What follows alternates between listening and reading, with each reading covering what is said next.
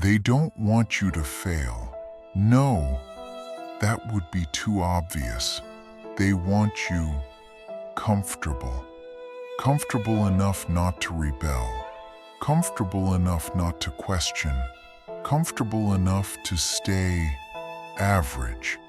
Because average people don't disrupt systems. Average people don't build empires. Average people consume. From the moment you were born, the script was already written. Go to school, memorize, repeat, obey, not think, not challenge, not create, just comply. You were rewarded for correct answers, not dangerous questions. You were taught how to pass tests, but never how to build leverage, never how to control your time, never how money actually works. Isn't that interesting?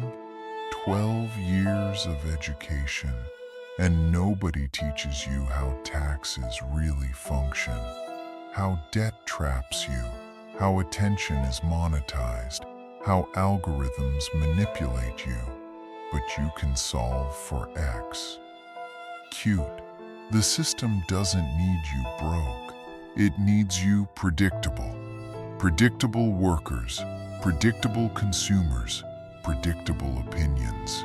You wake up, scroll, dopamine, work, stress, Netflix, sleep, repeat, and you call this life.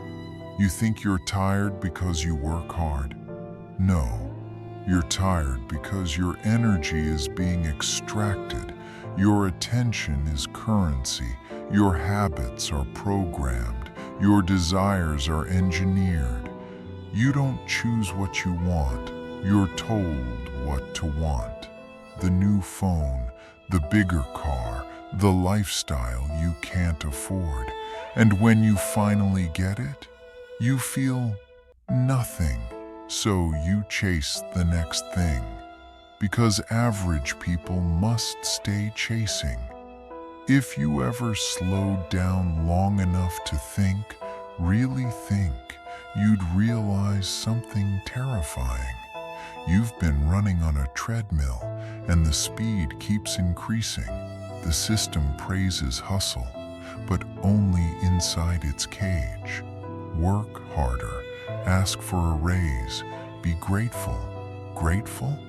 For trading your entire life for 2 days off? They celebrate Friday like it's freedom. Friday is not freedom. It's a temporary anesthetic. You were never meant to escape. You were meant to cope. Now listen carefully. This isn't a conspiracy theory. It's incentive structure. Corporations need consumers. Governments need taxpayers. Banks need borrowers. Platforms need addicts. If you become financially independent, if you think critically, if you control your impulses, you become dangerous. Because average is profitable, extraordinary is disruptive. That's why distraction is everywhere. Infinite scrolling, endless outrage, artificial drama. They don't fear your anger, they fear your focus. A focused individual is unstoppable. But focus requires discipline, and discipline is rare.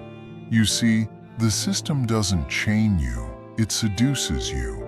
With comfort, with convenience, with entertainment. You are not oppressed, you are pacified. And pacified people don't revolt. They debate, they complain, they comment. Then they go back to scrolling. Let me ask you something.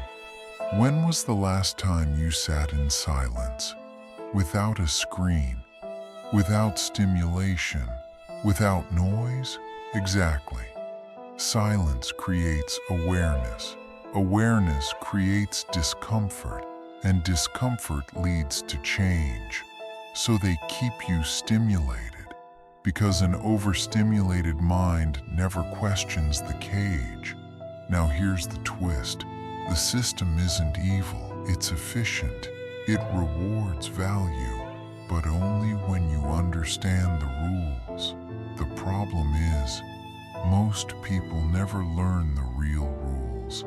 They play small, they think small, they stay small, not because they can't rise, but because rising requires responsibility, and responsibility is heavy.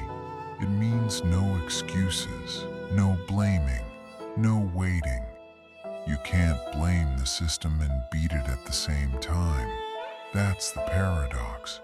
Yes, the structure favors average behavior, but the structure also leaves cracks, opportunities, leverage, asymmetry.